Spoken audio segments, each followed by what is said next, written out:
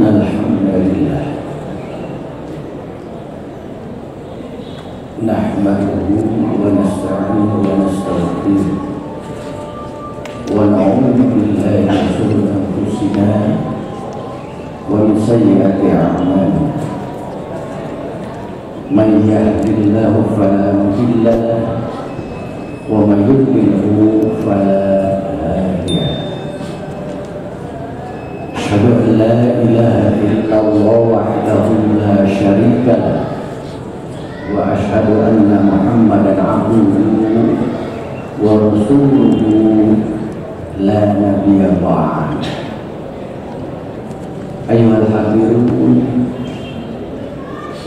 ittaqullah haqqa tuqatih wa la tamutunna illa wa antum muslimun. Wa qala ta'ala wa ya qaumi astaghfiru rabbakum thumma tubu ilayhi yursilis samaa 'alaikum midrara wa yazidkum quwwatan ila quwwatikum wala tatawallaw mujrimin. Amma ba'd. Hadirin ikhwati iman sidang Jumat rahimahullah. Senantiasa di dalam berjumat ini patut selalu mengajak untuk menjaga, memelihara dan meningkatkan ketakwaan kita kepada Allah Subhanahu wa Ta'ala. Karena hanya orang yang bertakwa lah yang akan memperoleh posisi terbaik, posisi mulia di sisi Allah Subhanahu wa Ta'ala.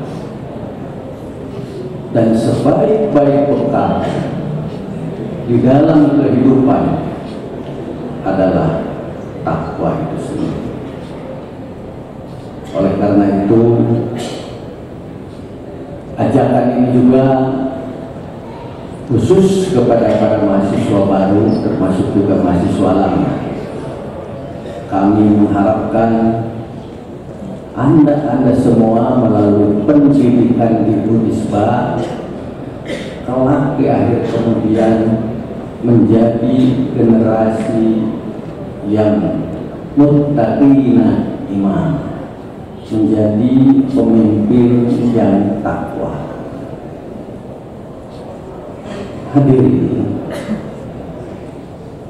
kata atau istilah takwa barangkali selama ini masih belum digali secara dalam, khususnya terkait dengan masalah pelaksanaannya di dalam kehidupan. Padahal Allah menyeru kepada orang-orang yang beriman untuk bertakwa, bahkan takwa yang sebenar-benarnya, takwa yang secara hakiki. Oleh karena itu barangkali kita perlu tahu secara hakiki dan bagaimana nanti pada kemudiannya untuk mengaplikasikannya di dalam kehidupan itu yang dimaksud dengan takwa. Sudah barang tentu yang maha mengetahui Allah Subhanahu wa Ta'ala yang maha benar tentang maksud takwa. Tapi kita khususnya sebagai insan akademis barangkali diberikan satu kepercayaan untuk menggali, kemudian memahami dan sampai kepada melaksanakan apa yang disebut dengan takwa. Karena hanya predikat itulah satu-satunya di dalam ajaran Islam yang akan menyelamatkan di dunia dan di akhirat. Hadirin, Allah di dalam Al-Quran itu mengatakan haqqa tuqatih. Apa sih yang dimaksud dengan hakikat?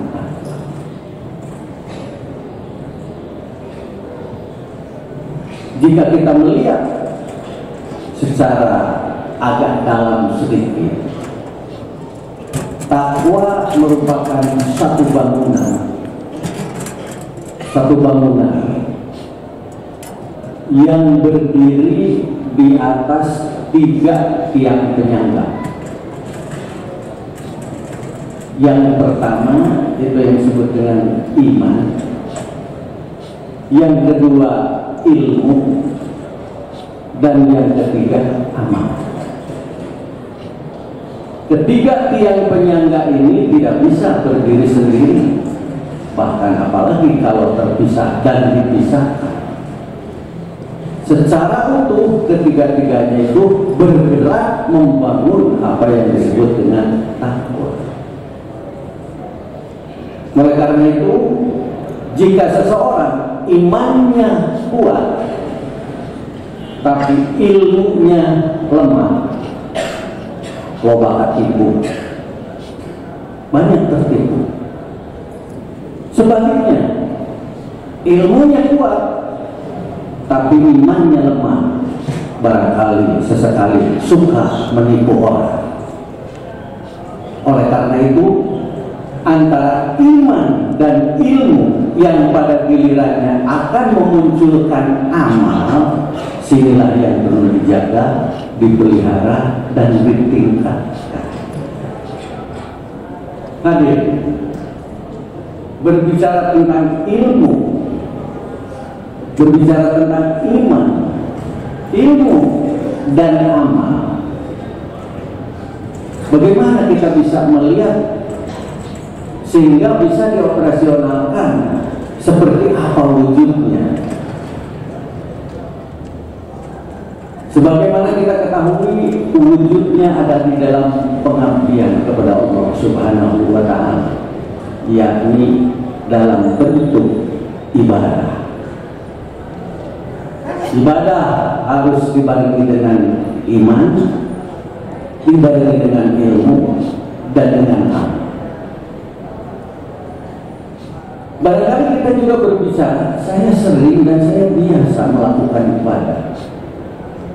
Tapi apakah kita sudah memperhatikan bahwa bagaimana sebenarnya yang harus kita penuhi dalam melakukan ibadah? Ini sekurang-kurangnya ada 2 kriteria yang perlu kita penuhi di dalam ibadah. Yang pertama sering dikatakan sahihul ibadah, ibadah yang sahih, ibadah yang benar, ibadah yang sah. Ibadah yang sahih inilah ibadah yang mencukupi syarat dan rukun daripada ibadah itu sendiri. Apakah memang ibadah ini hanya khusus diarahkan kepada ibadah madhab? Tidak. Karena selaku umat Islam kita harus berkata, hayatuna kulluha ibadah. Kehidupan kita ini dalam seluruh aspek kegiatan aktivitas adalah ada di dalam bingkai ibadah. Oleh karena itu, aspek yang sahih benar dalam melaksanakan ibadah ini menjadi syarat, menjadi sesuatu yang harus diperhatikan. Kemudian kriteria kedua itu yang disebut dengan makbul. Ibadah itu diterima. Tidak cukup kita hanya melakukan ibadah dengan benar, tapi juga ini diterima.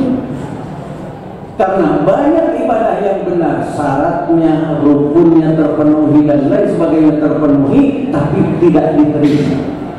Tapi sebaliknya, ibadah yang diterima pasti ibadah yang sahih.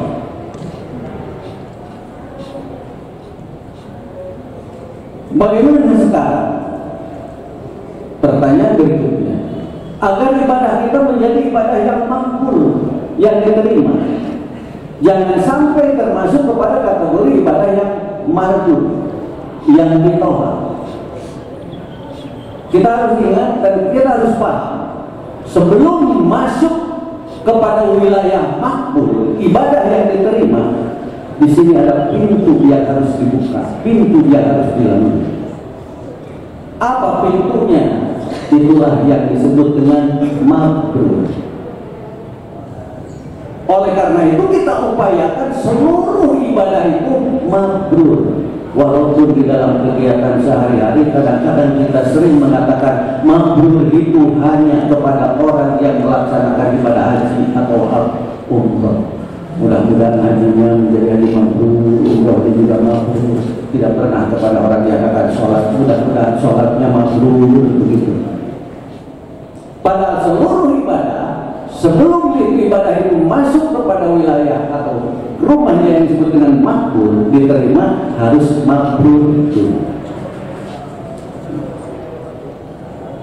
Bagaimana sekarang agar ibadah itu yang kita lakukan itu bisa masuk melalui pintu yang disebut mabrur itu? Terus punya kunci. Apa kuncinya? Ridho, keridoan. Tidak mungkin akan bisa mabrur ibadah kita, akan menjadi baik, akan menjadi berkah ibadah kita tanpa melalui kunci ridho.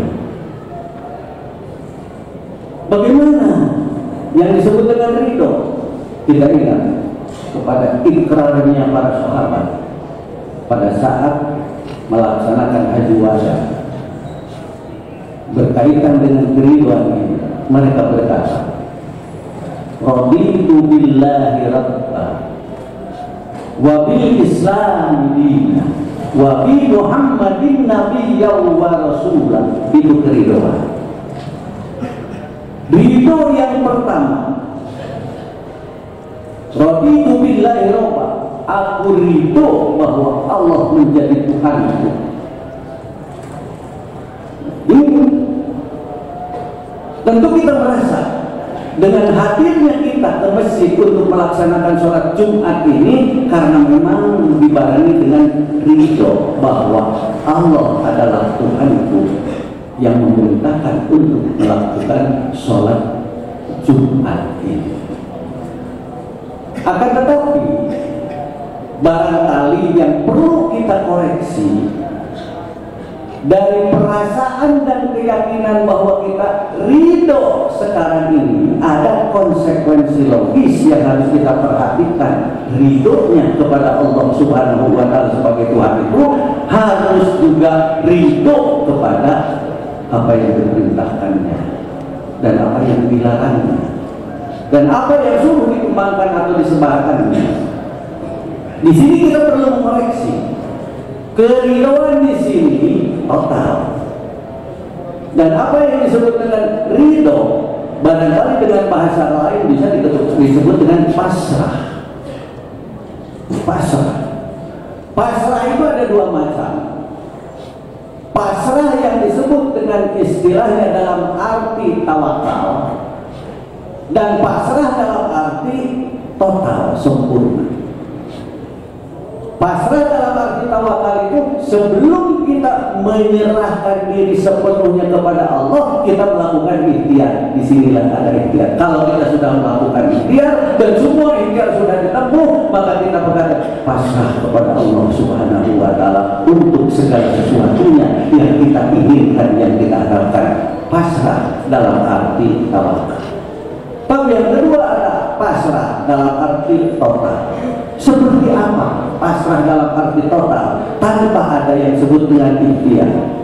Kalau kita ingat seperti pasrahnya seorang atau anak yang disebut dengan bayi.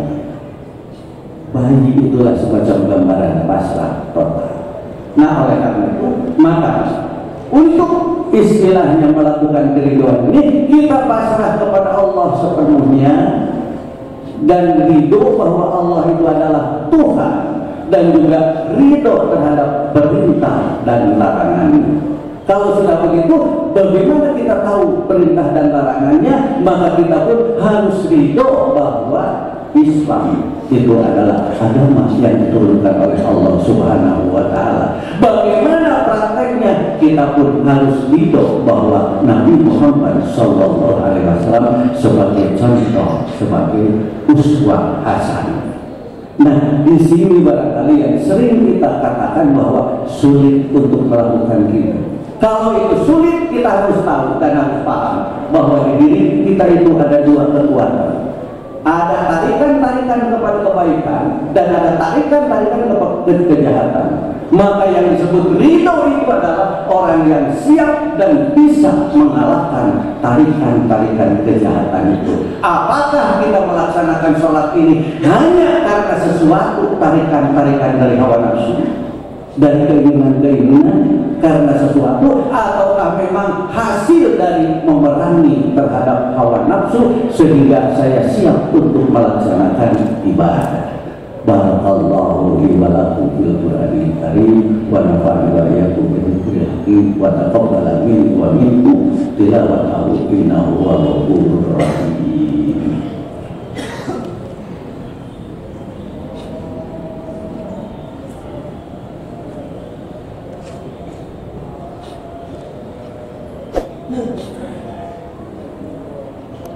Alhamdulillahirabbil alamin wa bihi nasta'inu ala umuri dunya waddin.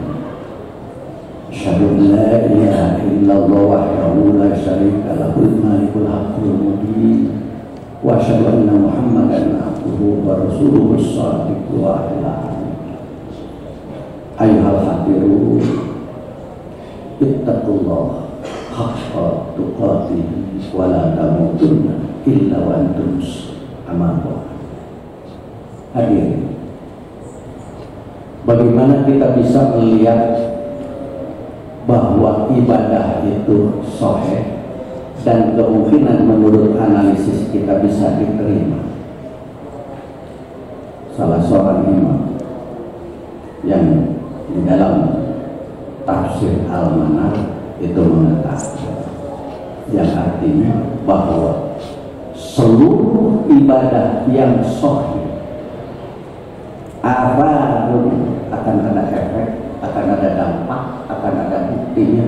Kita wimi akhlak, dalam tegaknya akhlak yang mulia karena ibadah itu. Jadi ibadah yang sahih dan kemudian dilakukan juga melalui pintu mabrur, dasarnya adalah keridhaan, itulah yang akan menjadi ibadah makbul. Dan ciri daripada ibadah makbul itu bisa dilihat di dalam kehidupan sehari-hari, di dalam akhlakul karim. Jangan diharapkan akhlak akan menjadi baik, akhlak akan menjadi terpuji jika ibadah itu belum kita koreksi dengan sebaik-baiknya, memenuhi kriteria yang disebut dengan sahih dan makbul.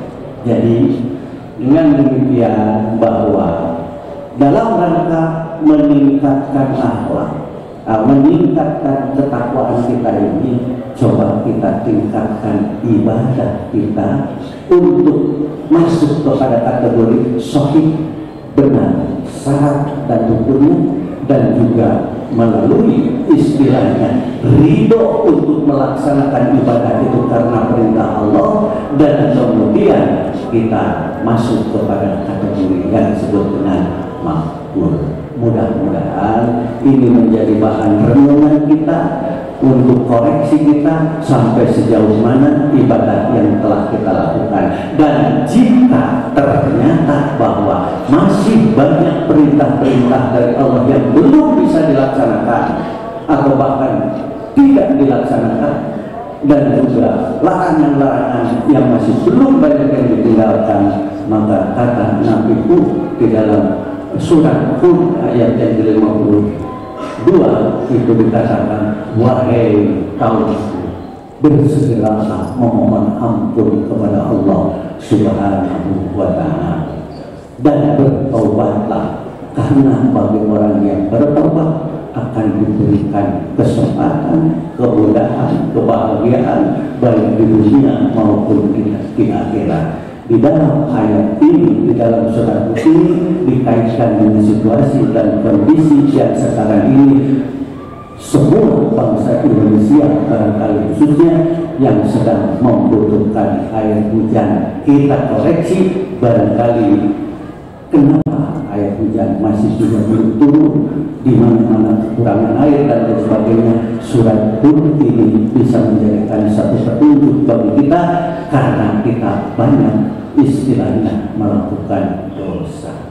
Bagi orang-orang yang berdosa inilah barangkali istilahnya diberikan satu ujian oleh Allah Subhanahu wa Ta'ala, sehingga dia tobat memohon ampunan kepada Allah. Allah akan memberikan sesuatu kepada kita, memberikan kekuatan kepada kita. Mudah-mudahan apa yang telah kita lakukan ada di dalam kesalahan ini, segera kita memohon ampun kepada Allah dan bertobat kembali untuk kembali kepada ajaran yang sebenar-benarnya. Kita berdoa kepadanya, Rabbana la tuzigh qulubana ba'da idh hadaytana innaka antal wahhab. Rabbana anzil 'alaina ma'idatan minas sama'i takunu lana 'iidan awwalina wa akhirina wa asyhadu warzuqna wa anta khairur raziqin. Rabbana hab lana min azwajina wa dhurriyyatina qurrata a'yun waj'alna lil muttaqina imama. Rabbana atina fid dunya hasanah wa fil akhirati hasanah wa qina adzabannar. Wassalamu alaikum warahmatullahi wabarakatuh.